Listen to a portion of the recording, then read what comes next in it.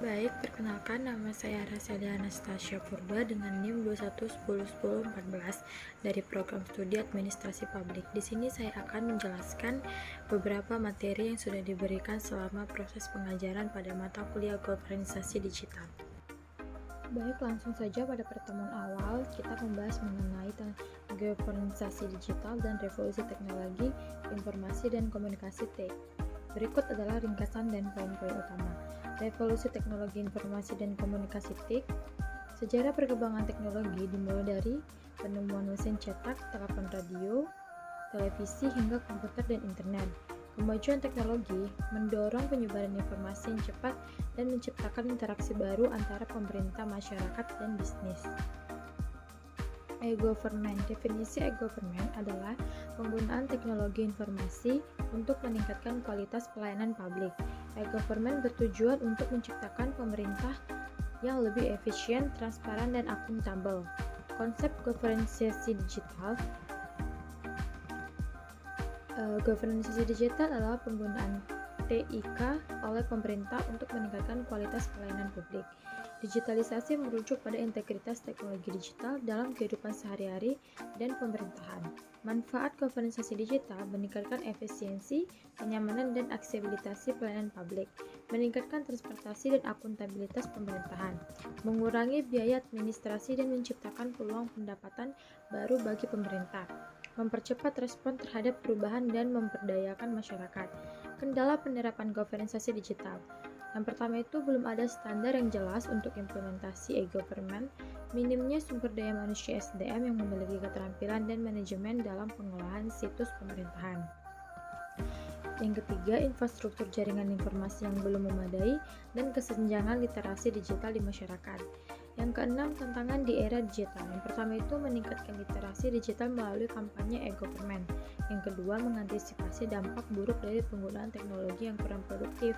Materi ini memberikan pemahaman tentang bagaimana teknologi digital mengubah fakta tata kelola pemerintahan dan meningkatkan kualitas pelayanan publik. Selanjutnya, pada pertemuan selanjutnya, membahas mengenai topik government dan governance serta pengembangan e-government. Berikut ini adalah ringkasan dan poin-poin utamanya. Government dan governance.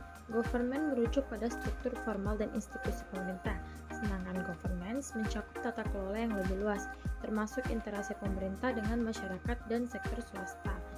E-government. Definisi e-government berfokus pada penggunaan teknologi informasi dalam proses pemerintahan untuk meningkatkan pelayanan publik. E-government memiliki dasar hukum yang mengatur pengembangan.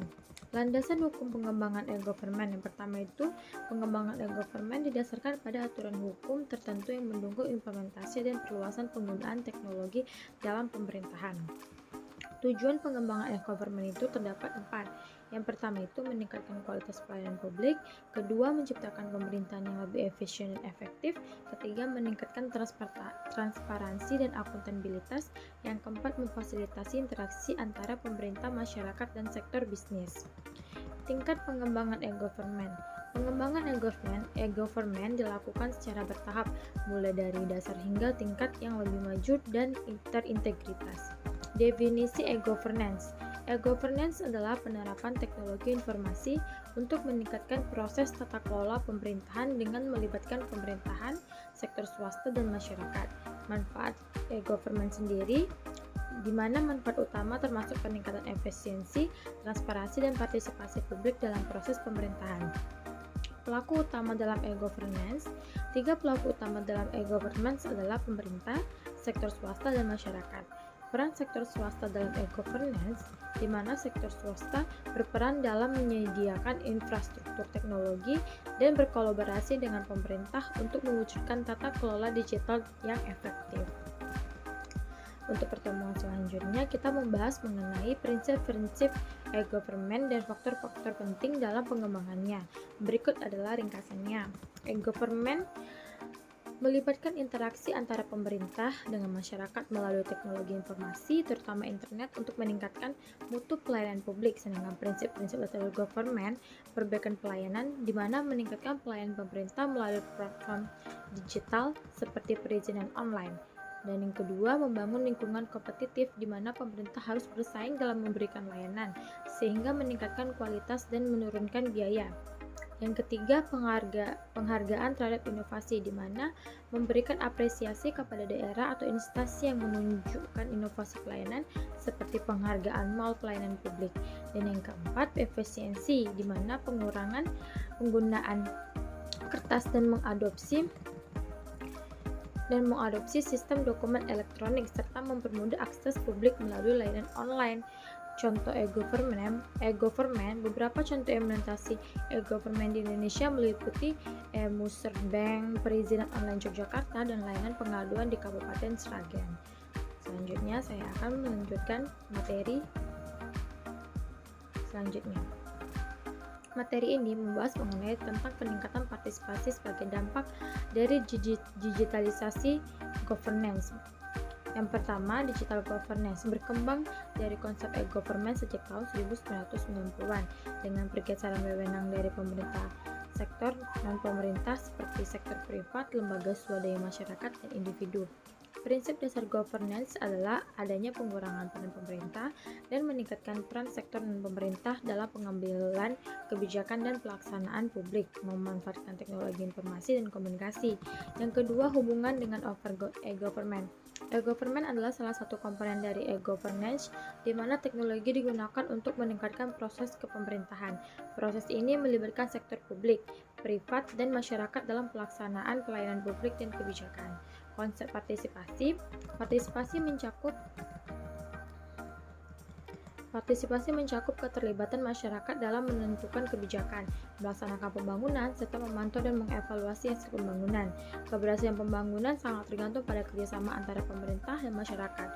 Tanpa keterlibatan masyarakat, pembangunan tidak akan optimal dan produk pembangunan tidak akan sesuai dengan kebutuhan masyarakat. Penerapan digital governance sektor publik aplikasi seperti e-PLN, Muserbank, dan e-Lapor yang membantu masyarakat berpartisipasi dalam proses pembangunan. Sektor privat seperti platform seperti Halodoc, Gojek, dan Marketplace memberikan kontribusi dengan menggunakan ICT untuk mendukung masyarakat termasuk dalam kesehatan, ekonomi, dan pendidikan. Peningkatan partisipasi masyarakat.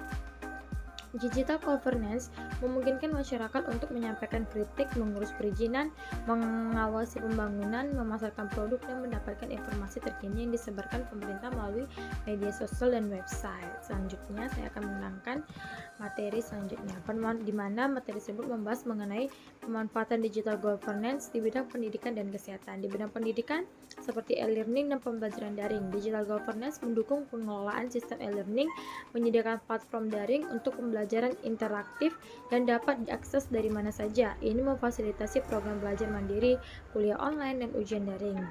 Untuk sistem informasi pendidikan, pemanfaatan teknologi untuk pengelolaan akademik, administrasi sekolah, dan manajemen sumber daya pendidikan. Data terkait peserta didik guru, kurikulum, dan penilaian dapat diakses secara transparan dan efisien. Untuk monitoring dan evaluasi kinerja, melalui digital governance, pemerintah dapat memantau kinerja sekolah dan guru melalui sistem berbasis data, membantu mengidentifikasi kebutuhan peningkatan kualitas pendidikan, dan selanjutnya akses terhadap materi pembelajaran, di mana penyediaan bahan ajar digital dan perpustakaan online melalui platform pendidikan memungkinkan siswa dan guru untuk memperoleh referensi belajar dengan lebih mudah. Sedangkan di bidang kesehatan seperti telemedicine, di mana layanan konsultasi kesehatan jarak jauh yang memungkinkan masyarakat untuk mendapatkan diagnosa, pengobatan, dan layanan kesehatan lainnya tanpa harus datang ke rumah sakit secara fisik. Dan sistem informasi kesehatan, pengelolaan data pasien, rekam medis elektronik, dan sistem rujukan kesehatan yang terintegrasi memudahkan pelayanan kesehatan yang lebih cepat, efisien, dan aman. Untuk monitoring kesehatan publik, di mana pemanfaatan teknologi untuk mengumpulkan data kesehatan masyarakat secara real time untuk menganalisis dan merespon penyakit atau wabah dengan cepat, seperti penggunaan aplikasi pelacakan COVID-19. Manajemen rumah sakit, sistem manajemen rumah sakit berbasis digital untuk mengatur administrasi, logistik, persediaan obat, serta jadwal dokter dan tenaga medis lainnya sehingga operasional lebih terorganisir. Digital governance memungkinkan peningkatan efisiensi, transparan, serta akses yang lebih baik pada pelayanan publik di bidang pendidikan dan kesehatan. Lanjut materi selanjutnya. Governance digital adalah konsep mengacu pada pemanfaatan teknologi informasi dan komunikasi dalam tata kelola pemerintahan untuk meningkatkan efisiensi, transportasi dan partisipasi publik. Dalam digital governance, pemerintah menggunakan teknologi digital untuk merumuskan kebijakan, memberikan layanan publik, dan melibatkan warga negara dalam proses pengambilan keputusan. Topik inovasi pelayanan publik menekankan pada penerapan teknologi dalam meningkatkan kualitas dan aksesibilitas layanan publik. Inovasi ini memungkinkan adanya pelayanan yang lebih cepat, murah, dan mudah diakses, misalnya melalui portal online, aplikasi seluler, dan otomatisasi proses. Implementasi digital dalam pelayanan publik juga bertujuan untuk mengurangi birokrasi, meningkatkan transparansi, serta memperkuat akuntabilitas pemerintahan kepada masyarakat. Dengan mengadopsi governance digital, pemerintah dapat merespon kebutuhan masyarakat dengan lebih adaptif, berinovasi dalam pelayanan, dan mendorong partisipasi aktif warga dalam tata kelola negara. Materi selanjutnya, di mana materi ini membahas mengenai konsep smart city dan inovasi pelayanan publik. Definisi smart city. Smart City adalah konsep penggunaan teknologi komputer cerdas dengan mengintegrasikan komponen penting infrastruktur dan layanan kota seperti administrasi, pendidikan, kesehatan, keselamatan publik, transportasi, dan kebutuhan lainnya. Tujuan utamanya adalah efisiensi, keterhubungan antara dan kecerdasan dalam pengelolaan kota. Dimensi dalam konsep Smart City. Yang pertama itu dimensi teknologi, di mana pembangunan kota berbasis digital yang terintegritas dengan infrastruktur fisik, teknologi pintar, perangkat mobilitas tinggi, dan jaringan komputer yang memadai. Dimensi sumber daya manusia, di mana kreativitas, pengetahuan, dan pendidikan menjadi pendorong utama transformasi kota. Permasalahan manual diubah menjadi sistem digital melalui pembelajaran yang konsisten. Dan dimensi institusional, di mana dukungan pemerintah dan kebijakan menjadi dasar desain dan implementasi smart city dengan kolaborasi antara lembaga pemerintah dan sektor lainnya.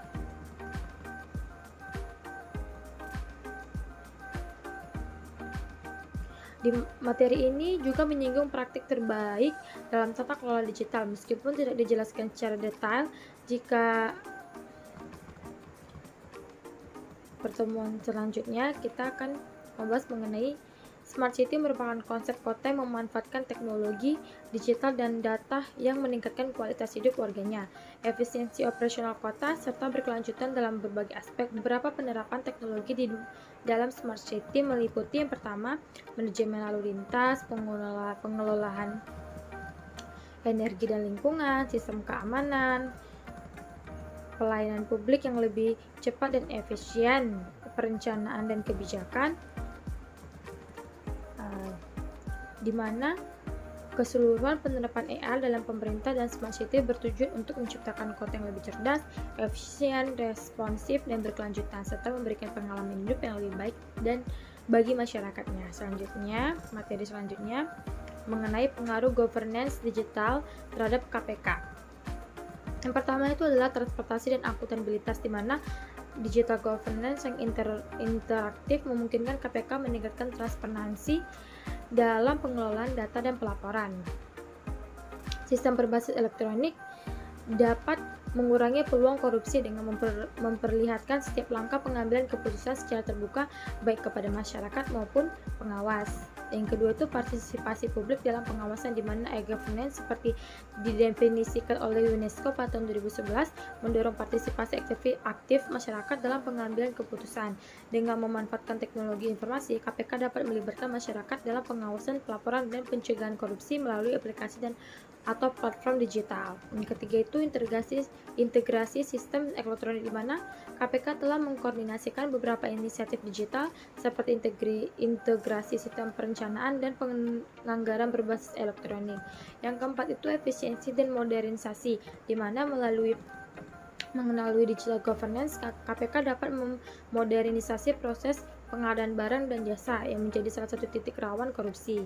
Dan yang kelima, kolaborasi dengan lembaga lain, di mana digital governance memfasilitasi kolaborasi antara KPK dengan kementerian dan lembaga lain.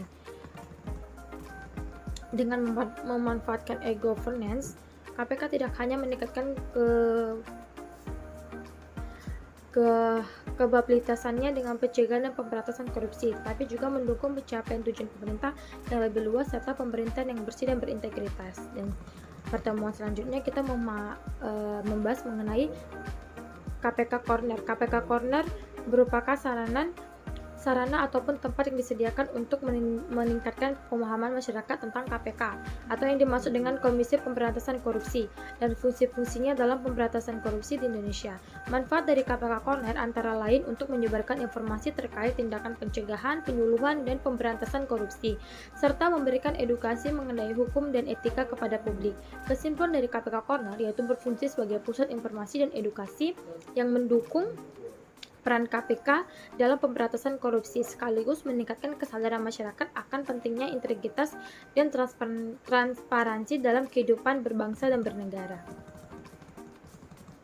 Pertemuan selanjutnya itu mengenai kaitan governance digital dengan pihak swasta serta keuntungan dan kelemahannya, di mana governance digital memberikan kerangka tata kelola yang memungkinkan bisnis swasta untuk beroperasi dengan transparansi, efisien, dan integritas. Dalam dunia digital, pihak swasta diharuskan mengikuti regulasi digital untuk memastikan kepercayaan konsumen, mencegah kejahatan siber, dan mendukung pertumbuhan ekonomi berbasis teknologi.